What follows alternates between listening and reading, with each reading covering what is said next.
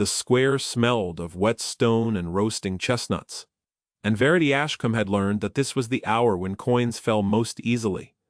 Not the crisp, bright coins of morning when merchants hurried and would not stop, but the softer coins of late afternoon, when the light went the color of watered honey, and the shopkeepers stood in their doorways with their aprons loose and their day almost done. She tuned the small wooden harp against her knee, listening past the clatter of a passing dray, and felt with her thumb for the string that had gone flat again in the damp. It was always the same string. She had told herself last week that she would buy a new one when the coins in the tin allowed, and the coins in the tin had not allowed, and now she told herself the same thing again. She was a large woman, and she had learned to sit in a way that made her size a part of the instrument's steadiness rather than a target for the eye. Her wide skirts pooled around her on the low step of the fountain. Her broad shoulders held the harp against her breast as if it belonged there. Her hands, heavy hands, capable hands, hands her mother had once said, were made for holding whole worlds, closed on the strings, and did not tremble, though the air had begun to bite through the thin wool of her sleeves. There were 3 coins in the tin, a halfpenny and 2 farthings. The rent was due on Friday. She began to play a country tune first, because country tunes made the servant girls slow their steps, and servant girls, God bless them, gave what they had. Then a hymn, because the hymn made the elderly ladies pause and remember something, and the elderly ladies gave more than they could spare and pretended not to. Then, because the light had turned that particular gold, and because the light had always undone her, she began to sing. She had a voice her mother had called a room's warm coal, low, unshowy. A voice that did not demand attention, but that once heard made a listener realize how cold they had been without knowing it. Verity did not think of her voice often. More, and she thought of it as she thought of her hands. It was a tool. It was the last tool she had left. Her father's library had gone to his creditors. His name had gone with him into the ground. The house on Millbank Street had gone to a cousin who did not answer her letters. And so her voice, and the little harp that had been her mother's, and the courage to sit on the fountain step in the square where respectable women did not sit. These were what remained. She sang a ballad about a girl who waited for a ship that did not come. She had chosen it because it was long, and long songs held a listener. She did not know that a man had stopped on the far side of the square near the printseller's window and had not moved for the length of 2 verses. But the storyteller must not race ahead, child. Understand first who was listening, and understand him slowly, for he was a man who had trained himself to be understood by no one at all. His name was Alexander Harrowmere, and he was the Duke of Fenmore, and he had not intended to be in the square that afternoon. He had come out of his solicitor's office 3 streets over, with a headache behind his left eye, and the vague intention of walking it off before the carriage was called for. Walking was the one indulgence his rank still permitted him without comment. A duke on foot was thought eccentric but not disgraceful.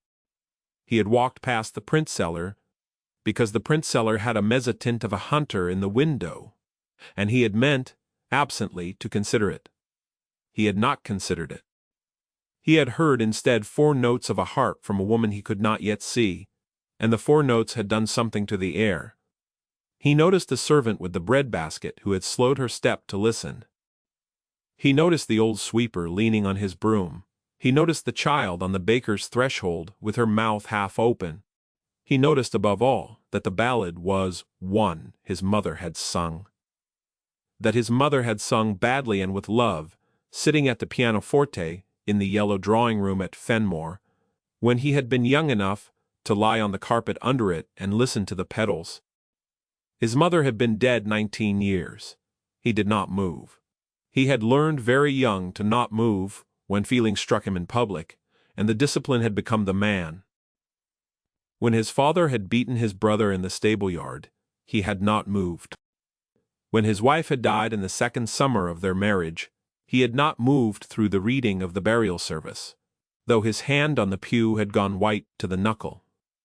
He was known through 3 counties for not moving. It was said of him that he was made of the same stone as his house. It was not entirely a compliment. The song ended. There was a small ragged breath of applause from the 4 or 5 people who had gathered, without meaning to gather. A woman dropped a coin into the tin. The child on the baker's threshold ran back inside. The Duke of Fenmore did not move. And then, at last, he did. He crossed the square with the unhurried step of a man who had never had to hurry, and he stood at a courteous distance, and he waited to be seen. Verity saw him only when she looked up to smile her thanks at the fruit woman who had left an apple, whole and unbitten, on the fountain step beside her tin. Then her eye caught on the boots of the man standing a little way off, and traveled up, and reached a face she did not recognize, but immediately understood. He was tall. She had seen tall men. He was dressed with the plainness that was more expensive than plumage. A dark coat cut very well, a plain cravat, gloves so fine they made hers look like sackcloth. He had a face that would not be called handsome by the drawing rooms, because it was too still. A long face, a straight mouth, dark gray eyes set deep and used to watching. He was watching now. Quote, he was watching her, as if he had never watched anything else. She adjusted her grip on the harp, and dropped her gaze back to it, because she had learned that a man who watched a woman in the square was a man who might mean any number of things, and only some of them were kind. She struck up a lighter tune, a spring tune, brisk, unromantic, to make it clear she was not fishing. He did not walk on. He stood and he listened, and when the spring tune ended, he took 2 steps forward and set into her tin, not a coin, but a small folded banknote of a denomination that made her stomach drop through the flagstones. She stared at it. She reached, without thinking, to lift it out and offer it back, and her voice when she spoke was steady only because she had trained it to be. "Sir, this is too much. I have not earned it." "You have earned it," he said. His voice was low. It did not carry to the fruit woman or the sweeper. It was pitched for her alone. "I have played 3 songs. You have played 4, he said, and I heard the 4th from the print-seller's window. I do not pay for songs, madam. I pay for the mother of mine who used to sing that ballad, and I pay for the fact that I have not heard it in 19 years. Keep it." He said it plainly, as though he were correcting a clerk's arithmetic, and something in the plainness undid her more than any flourish could have done. She looked up at him then fully. His eyes did not slide away from her body, as men's eyes often did, cataloguing her size to decide what category she belonged in. His eyes stayed on her face. "Then I'm sorry," she said, "for your loss. It was long ago. Grief does not know that." There was a silence, brief but distinct, and something in his mouth altered. The smallest downward pull, controlled at once. He inclined his head, the way one gentleman acknowledged another's fair point, and he did not answer. He looked once at the harp, and once at her hands upon it, and then he turned and walked away across the square, and Verity watched him go with the banknote crumpled in her palm, and did not understand. Then, that the whole shape of her life had shifted. She thought only that she could buy the string. She thought later, walking home in the failing light, with the apple in her pocket, and the banknote hidden in her stocking against the pickpockets she knew by name, that she had never in her life met a man who looked at her the way he had looked. Not as a large woman, not as a spectacle, not as a curiosity or a charity. He had looked at her as though she were a room he had walked into and found unexpectedly warm. She told herself it was the song. Men were sentimental about their mothers, dukes especially, for she had understood by then, without being told, that he must be someone of consequence, dukes especially, because they had so few honest mothers and so many managed ones. It had been the ballad. It had not been her. And she went up the narrow stairs to the 2 attic rooms she shared with old Mrs. Peel, and she paid Mrs. Peel the 4 pence she owed her for the coal. And she lay down on the horsehair mattress, in her petticoat, and listened to the rain begin, and she thought of the man's eyes, that men of that rank did not remember buskers by Friday, he remembered by Tuesday. He remembered, in truth, before he had reached his carriage, and the remembering did not abate. He sat that evening in the library at Harrowmere House with a decanter he did not touch, and a fire he did not need, and a letter from his solicitor open on the desk before him. The letter was about his ward. The letter was about Cecily. Cecily Harrowmere was 7 years old.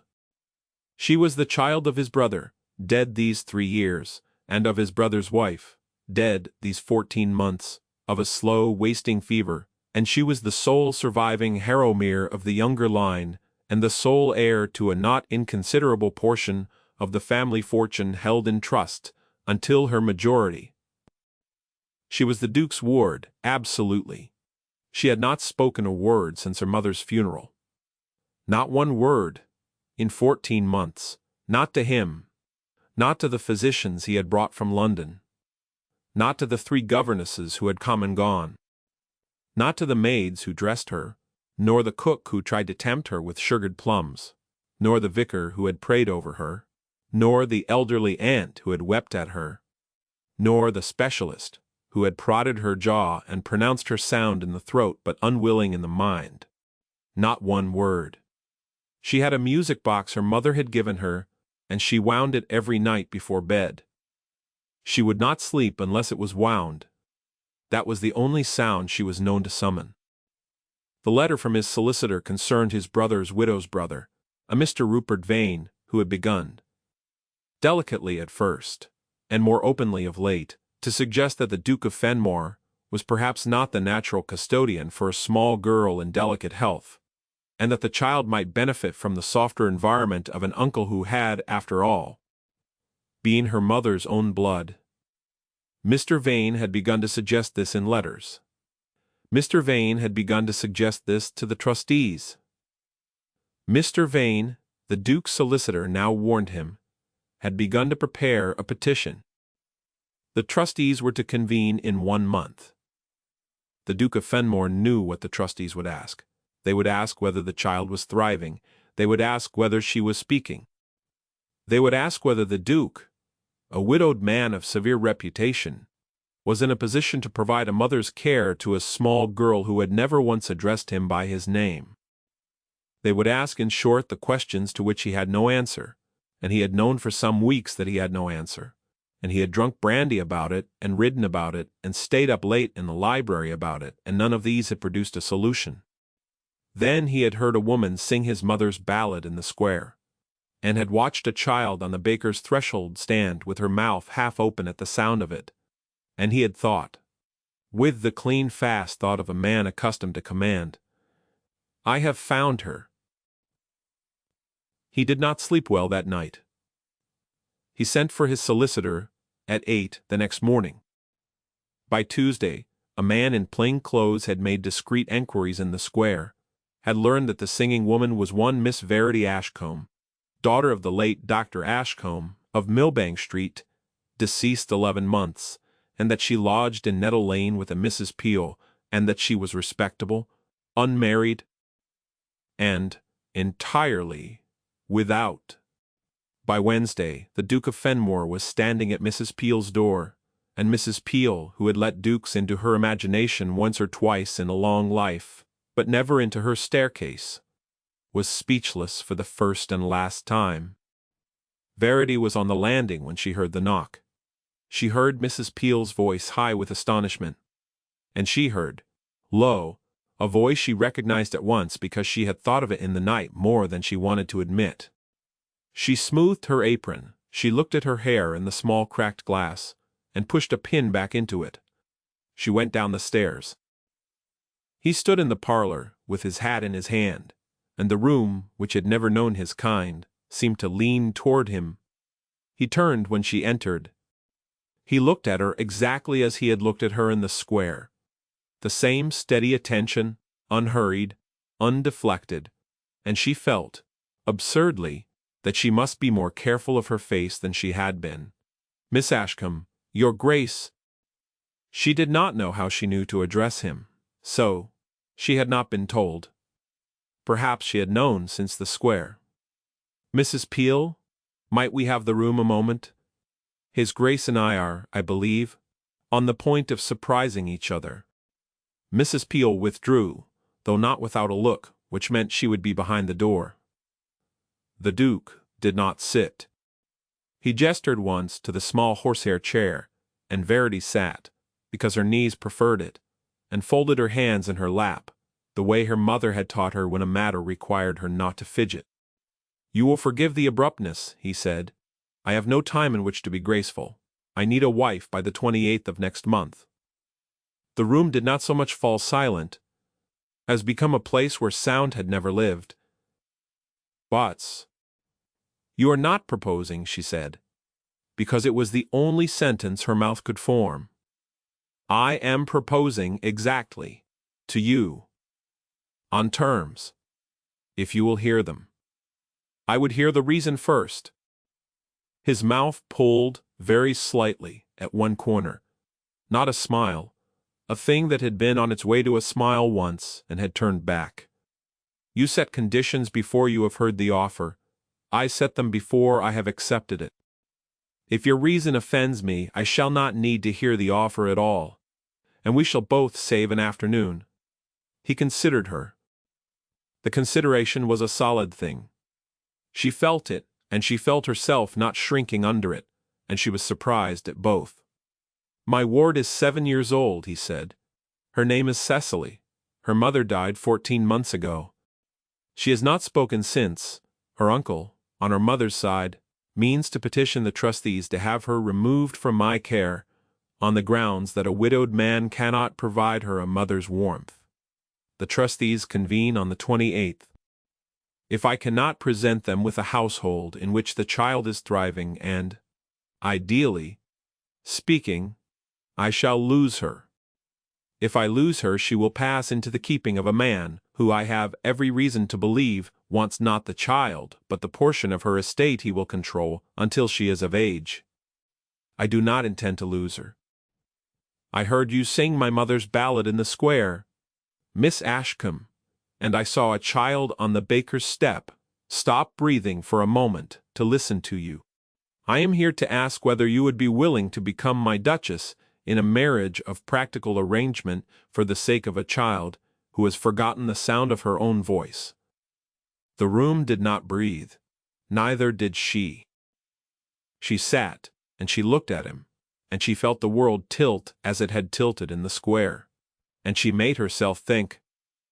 "You do not know," she said, "that I could reach her." "I do not," he said. "I know that I have exhausted every avenue that could be reached by means of a purse. I am now trying the only avenue I have found that arrived by means of a song. You are choosing me for my voice. I am choosing you for your voice, and for the fact that you refused a banknote you plainly could not afford to refuse, and for the fact that when I told you a grief was long ago, you told me that grief did not know that. I have not been told that by anyone in 19 years.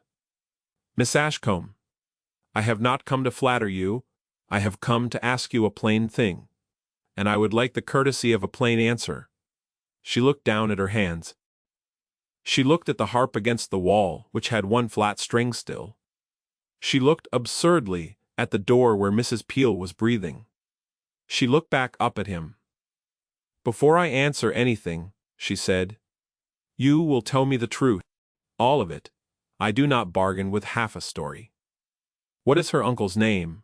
What is the state of your household? What is the state of the child? What have the physicians said?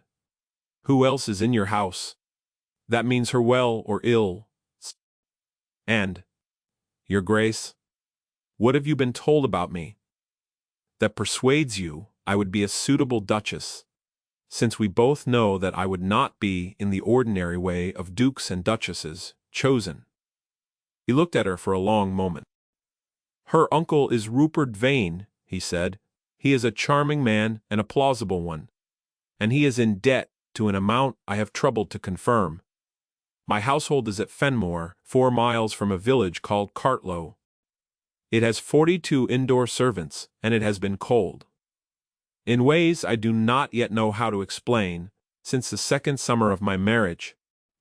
My child eats what is set before her, sleeps when she is put to bed, and winds a music box her mother gave her. She does not cry, she does not laugh. She reads.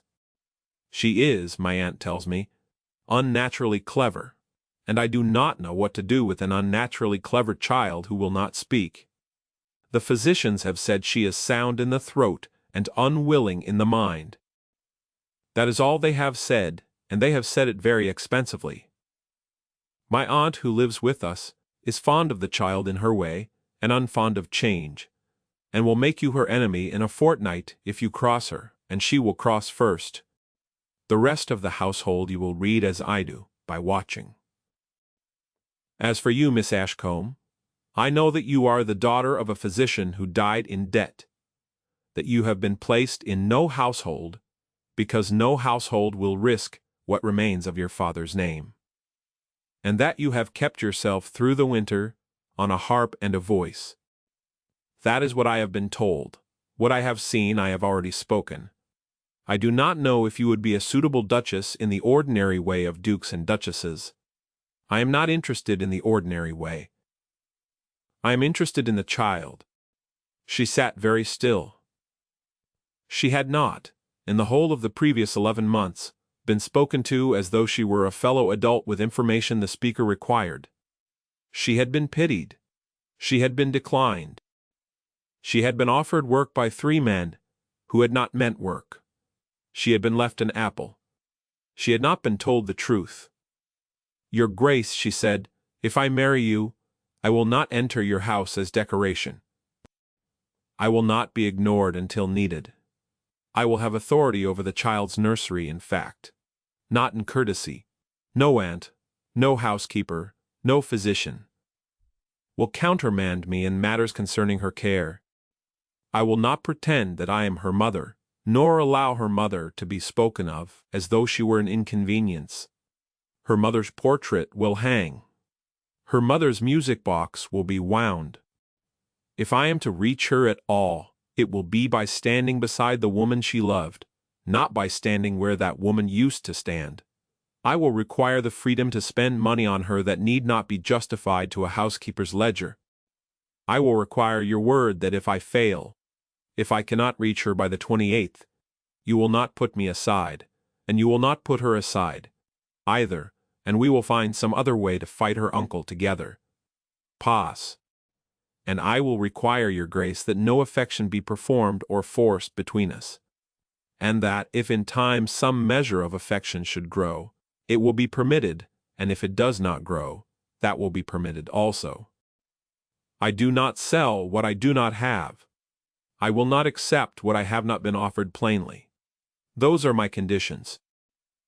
She had spoken it all at once, and she had not looked away.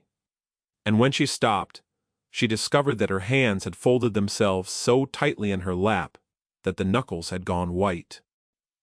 The Duke of Fenmore was looking at her the way a man looks at a lock that is just unexpectedly opened for him. Yes, he said.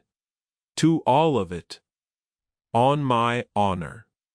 Then, your Grace, on those terms I will marry you, Alexander. I beg your pardon. My name. If we are to do this, I would rather hear you use it in private than not. Not yet, she said, and she was astonished at her own steadiness. When I have earned the right to. Your Grace will do until then. He inclined his head. It was, she saw his gesture for a fair point acknowledged, and she filed it away. He rose. He was, she noticed, careful about his height in a room too small for it. I shall send my solicitor tomorrow with the settlement. The wedding will be by special license at Fenmore's Chapel a week from Friday. I shall send a carriage on the morning of the ceremony. I shall send another, before that, with such things as you may require for the journey. Mrs. Peel will be provided for. Please do not send me a wardrobe, she said. I shall want to arrive in what I own. As you wish. He paused at the door, he turned, he looked at her once more, and his face did the thing that in most men would have been a smile. Miss Ashcombe, I did not expect to leave this house with a wife. I expected to leave it with a refusal. Then, Your Grace, we have surprised each other. The door closed. Mrs. Peel came in 3 seconds later, with a face like a bell tolled by the wrong hand, and Verity Ashcombe sat on the small horsehair chair with her hands folded and her heart beating a rhythm she did not recognize. And she thought, quite clearly and without hope. She did not weep. She had not wept in 7 months, and she saw no reason to begin over a matter of business. She wrote 3 letters that afternoon, one to the cousin who did not answer, informing him that his silence had ceased to concern her, one to the cheesemonger in the square, thanking him for the credit he had once given her father, and one to the girl who had cleaned for her mother, sending her the apple. Then she took down the harp and tightened the flat string against the light of the window, and she played, very softly, the ballad from the square. She played it because it was the song that had brought him. And she played it because she was honest enough with herself to know it, the song had brought her, too. Now the storyteller must skip a small week for a wedding, by special license in a private chapel, is not a scene for the telling. It is a signing of a paper, and a saying of a vow, and a quiet meal after. And the sight of a large woman in her mother's gray silk walking down an aisle on a stranger's arm, and not weeping and not smiling and not looking to either side. There were no flowers. She had asked for none.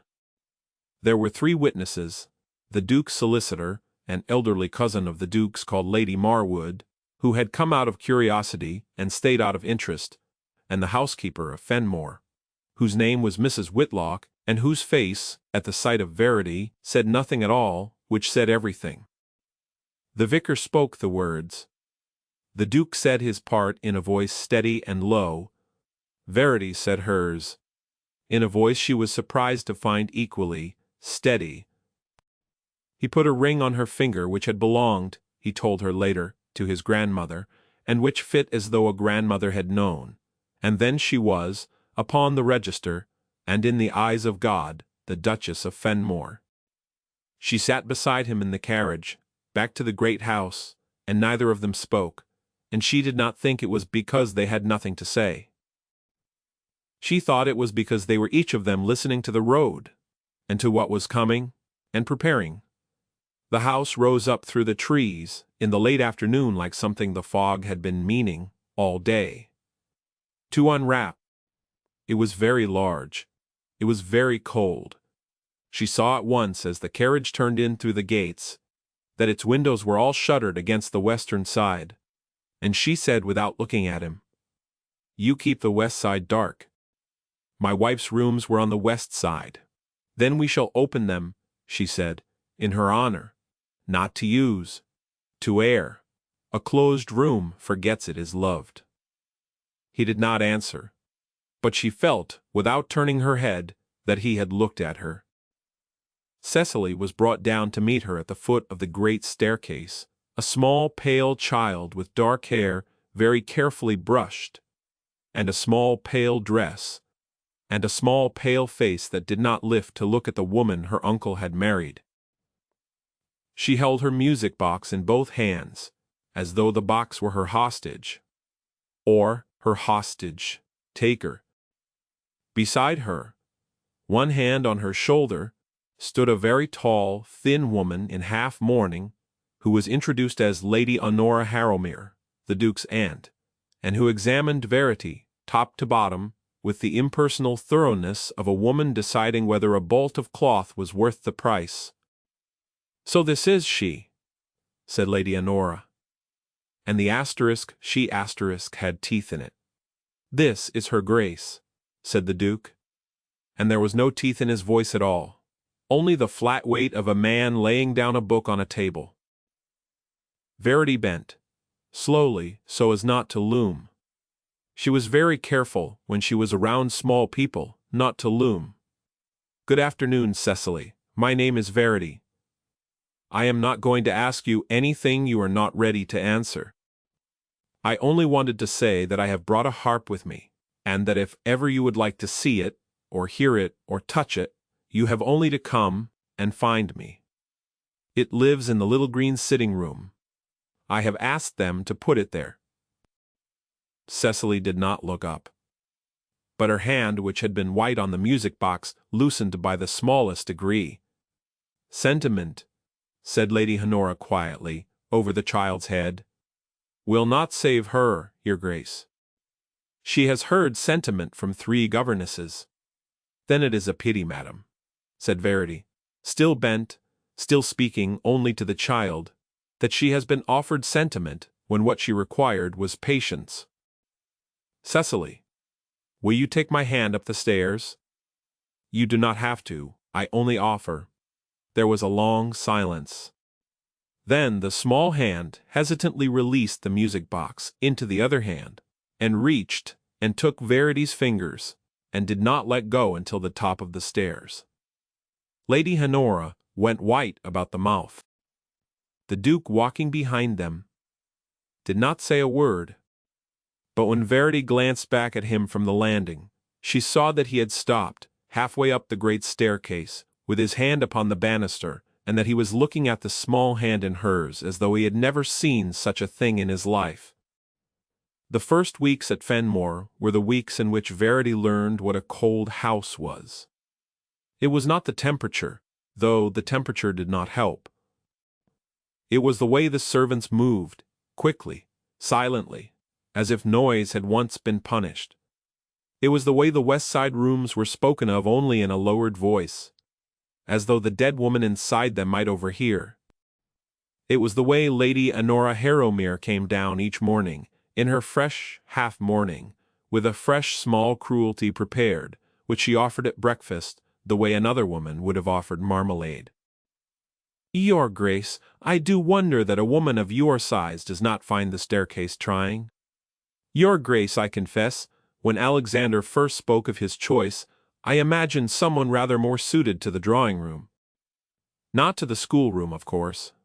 A schoolroom needs a different sort of woman entirely. Your Grace, that gown is very kind indeed. It is so difficult, is it not, to find silk that will drape? Verity took her toast. Verity took her tea.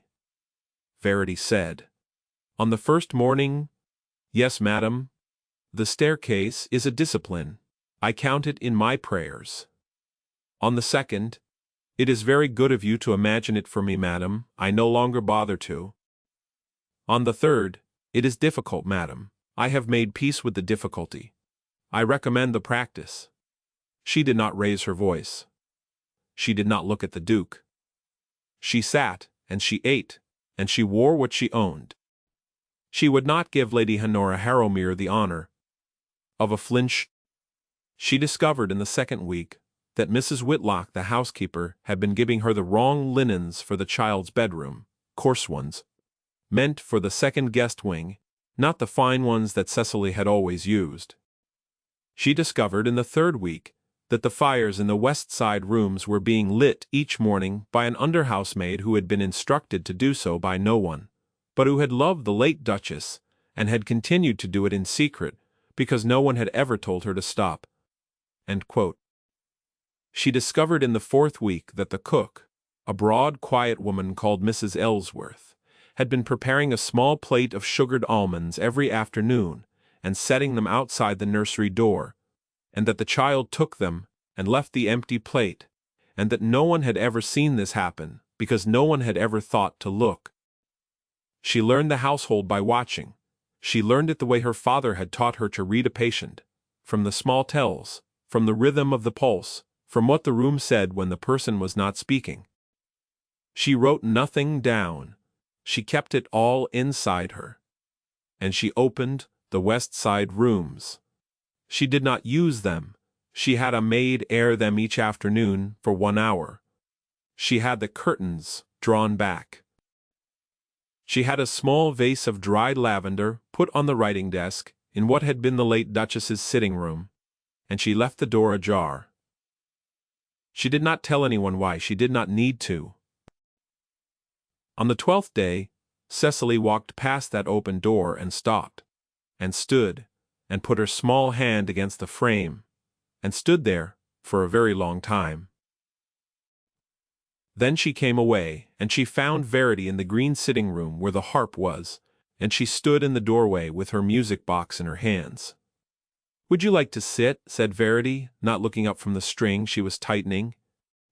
"I am mending a note. It has gone flat again. This string is a disgrace. I am considering giving it a stern letter." The child came in silently, and sat on the low stool by the fire, and watched, and did not go. Verity played, when the string was tight, the country tune first, because country tunes were safe. Then the spring tune.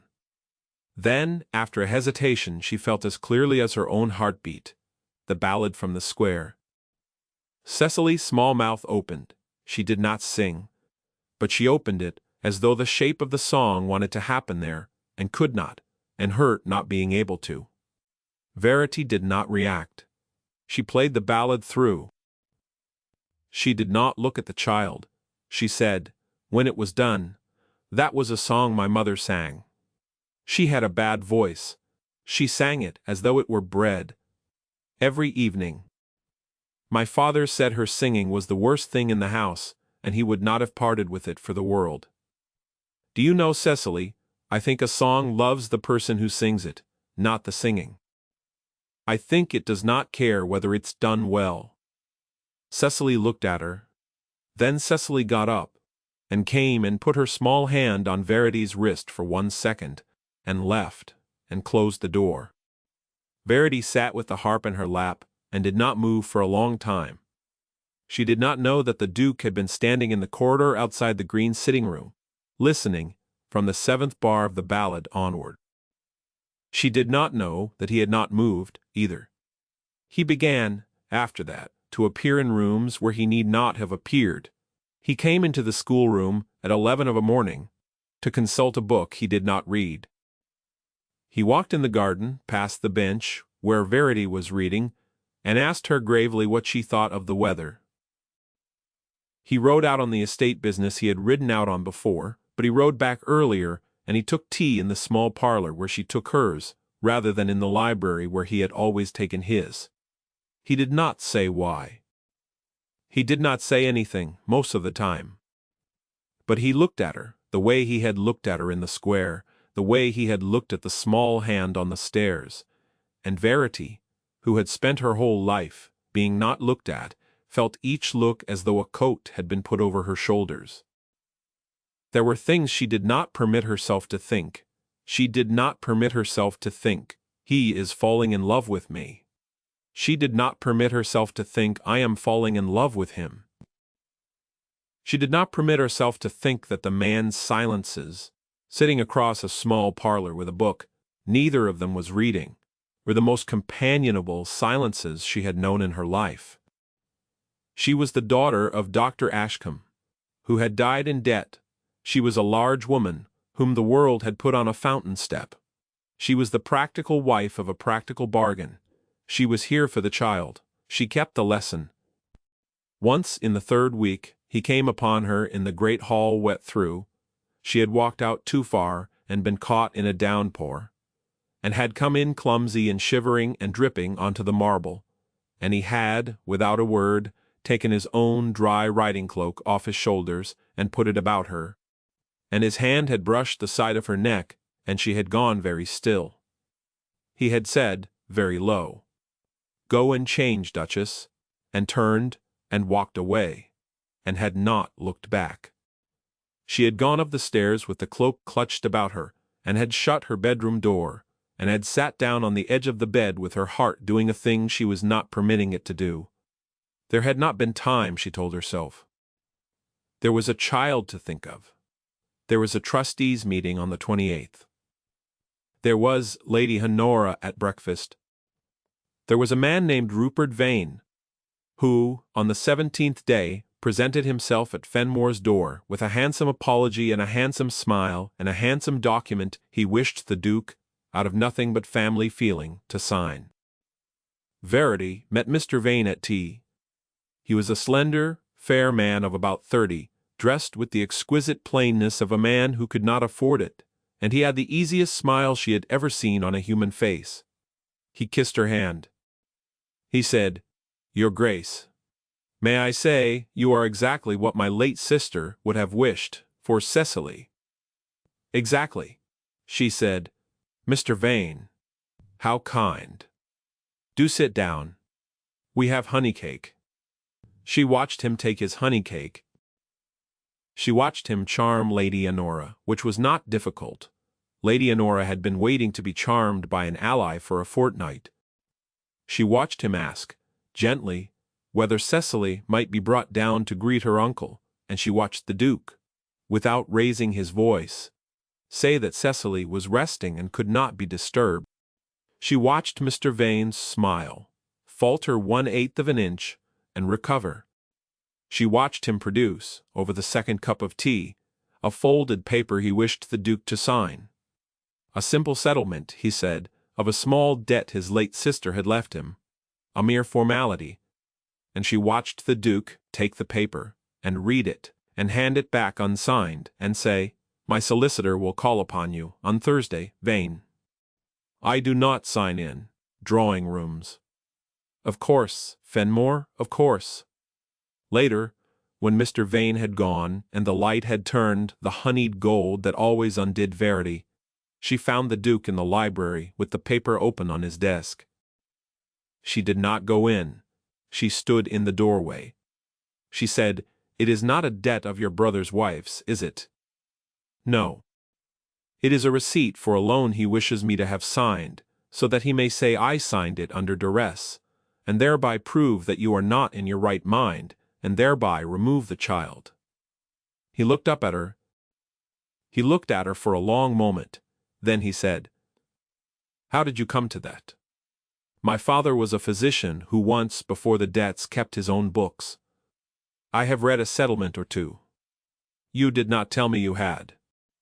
"You did not ask, your Grace." He set the paper down. He came around the desk. He stopped at a distance that was, by the standards of a room that size, close. Verity. It was the first time he had said her name. She had not known, until he said it, that she had been waiting to hear him say it.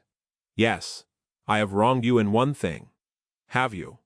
"I brought you into this house to save my child. I did not tell you the full state of the danger. I did not tell you because I was not certain, and I did not wish to frighten you before I had proof. I have since Tuesday had proof. He has bought 2 of the trustees. He will not need 3. 2 will suffice to force the vote to the courts, and in the courts he will produce this paper, or one like it, and he will produce 2 physicians who will swear that the child has not thrived under my care, and he will produce Lady Honora, who will not need to be paid because she will do it out of spite, and he will produce Dotman, if he can, the fact that my Duchess is a woman I met on a fountain step, and he will suggest in language just short of actionable that this marriage is a fraud. I have brought you into a war I did not tell you was a war." She looked at him. She saw for the first time the fatigue in his face. She saw the fear in it. She had not known he could show fear. "Your Grace, Alexander, Alexander," she had said his name. "Alexander, Satyr." She heard herself say it and could not unhear it. "Alexander, I knew there was a war. I have been at war since the 2nd day. Lady Honora has been my war. Mrs. Whitlock and the Linens have been my war. I did not need you to tell me. I only needed you to trust that I was ready. I am ready. Now, tell me the rest, all of it, and we will fight it." He looked at her. He looked at her the way he had looked at her in the square. And then, very slowly, he crossed the last of the distance between them. And he took her hand, her broad, capable hand in his, and he lifted it, and he pressed it to his mouth. He did not kiss it as a courtier would. He held it there. He held it as though it were the thing keeping him upright. "I did not expect," he said low, "to need you." "I know," she said. "Nor did I expect to be needed. We shall grow used to it." She left the library that night with her hand, still remembering his mouth on it, and she went up to her room, and she did not sleep. She sat by the window with a blanket about her shoulders, and she watched the moon come and go behind the trees, and she thought, for the first time permitting herself to think it, "He loves me. He does not yet know it. But he loves me. And that will be the hardest thing to survive." The 28th of the next month came slowly, and then very fast. The trustees convened in the long paneled room at Fenmore at a table meant for 12. There were 7 of them. There was the Duke's solicitor. There was Rupert Vane, in a coat cut so exquisitely that Verity understood at once that his tailor had been paid this quarter, and his creditors had not. There was Lady Honora Harrowmere, invited by the trustees at Mr. Vane's request, sitting very straight in half-mourning with a lace handkerchief she did not require. There was the Duke, at the head. There was Verity, at the foot. There was Cecily, in the small anteroom, with a book on her lap she was not reading, and with the door open, the width of Verity's hand, because Verity had asked that it be so. The proceedings were formal. Mr. Vane was permitted to speak first. He spoke beautifully. He grieved his late sister. He respected his brother-in-law. He had no wish to disturb the peace of Fenmore. But, here his voice dropped into the register of the truly reluctant. But a child had not spoken in 15 months. A child who had been a bright, singing, laughing child under her mother's roof had gone silent under this one. And while he cast no aspersion whatever, he must, in conscience, ask whether the household of a widowed man of severe disposition, married these 6 weeks to a person of, forgive him, no standing. "You may speak the word, Mr. Vane," said Verity from the foot of the table, quite pleasantly. "The word is asterisk. Size asterisk. I know it. I have heard it. It will not shock me." There was a small, terrible silence. "Please continue," said Verity. Mr. Vane recovered. Mr. Vane produced 2 physicians' letters, read out. Mr. Vane produced a household ledger, which showed, he said, irregularities in the child's diet. Mr. Vane produced Lady Honora, who, when invited, said, in a voice trembling with what she wished the room to take as grief, that the child had grown thinner, that the Duchess had introduced disturbing musical noises into a house of mourning, that she herself had feared for the child's welfare. When the keeping of her mother's brother, who was, after all, blood. "Blood," said Verity mildly, "is what one bleeds. Family is what one keeps warm. Please, continue." Mr. Vane produced at last a paper. He produced a paper he said had been signed, on the 4th of last month, in this house, by the present Duchess, acknowledging receipt of a loan from him of £800. A loan she had, he said with regret, applied to the settlement of her late father's debts, and which she had not repaid, and which he mentioned only, he assured the trustees, because it demonstrated that this marriage was a matter not of duty to a child, but of the settlement of the Duchess's private accounts. He laid the paper on the table. The Duke did not move. Verity rose. She did not need to be given permission to speak. She took it. She said, "May I see the paper, Mr. Vane?" He passed it. She looked at it. She turned it over. She held it to the light. She said, "It is a very fine forgery. My signature is a little too even. I do not sign so evenly. My hand grows tired at the asterisk, Y, Asterisk. Also, Mr. Vane, on the 4th of last month, I was in London with my husband at his solicitor's office, in the presence of 4 other witnesses, signing the marriage settlement, and I had not yet returned to Fenmore. His Grace's coachman will confirm the journey. His Grace's solicitor will confirm the signing. His Grace's solicitor's clerk, who has, I believe, a very fine memory for signatures, will confirm what my hand actually looks like. I fear you have been very badly served by whoever prepared this document. May I keep it as a souvenir, or would you prefer to burn it yourself? Mr. Vane had gone the color of old milk. The Duke, without raising his voice, said, "Gentlemen, my solicitor has, this morning, deposited with the chair of this board an affidavit from my coachman, an affidavit from my solicitor, and an affidavit from my solicitor's clerk, corroborating in full what my Duchess has just described.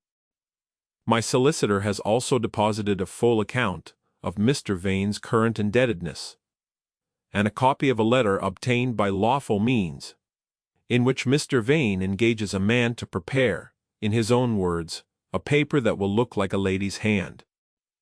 I did not intend to introduce these documents unless I was forced. I have been forced.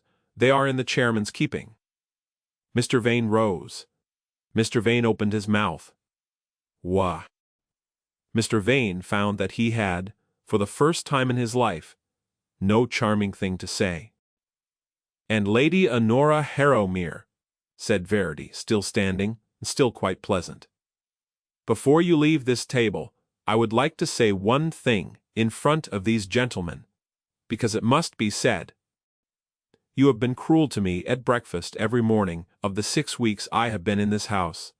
That has been my private trouble, and I would not have raised it here. But you have today sworn, before the trustees of a 7-year-old orphan, that she has grown thinner under my care and unhappier under my care, and this is not true. And you know it is not true, because Mrs. Ellsworth, the cook, has, in the same 6 weeks, weighed the child each Sunday morning at my request, and the record is kept in the kitchen ledger. And Cecily has gained 4 pounds and 2 ounces, and has begun this last week to hum in her sleep. You have lied to the trustees, madam, and I will not permit that lie to leave this room unanswered." Lady Honora Harrowmere made a small sound, and then, from the anteroom, the door of which had been open the width of Verity's hand, a small, clear voice said, "She is telling the truth." The room did not breathe. Cecily Harrowmere, 7 years old, walked in through the open door with her music box in her hands, and she walked the length of the long room, and she came around the table, and she stopped beside Verity's chair, and she put her small hand on Verity's sleeve, and she said very clearly, "To a room of 7 trustees and a solicitor and Rupert Vane and Lady Honora and the Duke of Fenmore, she sings my mother's ballad. She opens the door to the west rooms every day. She told me a song loves the person who sings it. She is telling the truth. I want to stay with her, please." Then she said, small up at Verity, "Good night, Mamma. I know it is not night. I have been practicing it for you." Verity Ashcombe Harrowmere, Duchess of Fenmore, who had not wept in 8 months, sat down slowly, because her legs would not hold her, and she put both her arms around the small child, and she wept. The Duke of Fenmore said from the head of the table, in a voice quite quiet, "I believe the matter is settled, gentlemen. Mr. Vane, you will not enter this house again. Aunt, you will remove yourself to the Dower Cottage by Michaelmas. I shall have my solicitor arrange your allowance. It will be adequate. It will not be generous. Good afternoon." He came, then, down the length of the table, and he did not go around it. He came to Verity, and to the child in her arms, and he knelt, in the middle of the long paneled room, before both of them. He put one hand on the child's back. He put the other, very lightly, on Verity's cheek. He said, "You did that." "We did," she said. All three of us.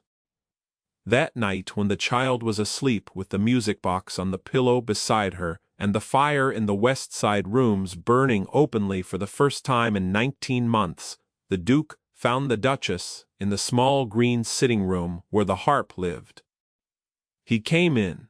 He shut the door. He did not sit. He said, "Verity, I have been a coward for 6 weeks. You have not. I have.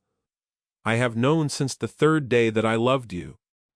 I have not said it because I thought if I said it before the trustees' meeting, you would think I said it only to bind you tighter to the bargain. I could not bear that. And so I let you believe I was a man doing his duty by a child, and I let you believe I looked at you across a small parlor, because we happened to be reading in the same room. And I let you believe that when I put my cloak about you in the great hall, I was being courteous. I was not. I have loved you since you told me grief did not know how long ago it was. I have loved you since you set your conditions in Mrs. Peel's parlor and did not blink when I agreed to them. I have loved you since you named my aunt a war and did not ask me to fight it for you. I have loved you since I heard my child speak your name. I do not know how to be loved back, Verity. I have not been loved for 19 years. But I would like very much to be given the chance to learn, and I would like to ask, plainly, whether you might in time love me also, if I do not spoil it by being what I have been." She looked at him for a long time. She said, "Alexander." "Yes. Do not say it if it is only gratitude for the child. I could not bear that either. It is not gratitude for the child, it is love for the woman. I have known the difference for 6 weeks. Ask me anything, and I shall prove I know it." She rose. She crossed the small green sitting room. She was, as she had always been, a large woman, and the room, which was small, seemed to become the right size for her when she moved in it. She stopped very close to him. She said, "You have never said I am beautiful." "I have not said it aloud. I have thought it since the fountain step. You are beautiful, Verity. Not for a large woman. Not despite anything. You are beautiful in the way that a room with a fire in it is beautiful when one has been cold all day. That is the plain fact. I have been meaning to say it for 6 weeks. I am saying it now." She put her hand up to his face. It was the first time she had touched him. She said, "Then, Alexander, I love you also. I have loved you since Mrs. Peel's parlor, when you told me the truth. I would not tell you either because I thought a man of your rank could not love a woman of my body, and would only think, in time, that he had settled, and I would not survive being settled for. But you have not settled. You have chosen. I feel it. I believe it." He kissed her. Then he kissed her clumsily, as a man kisses who has not kissed anyone for a very long time. And she kissed him back the same way. And it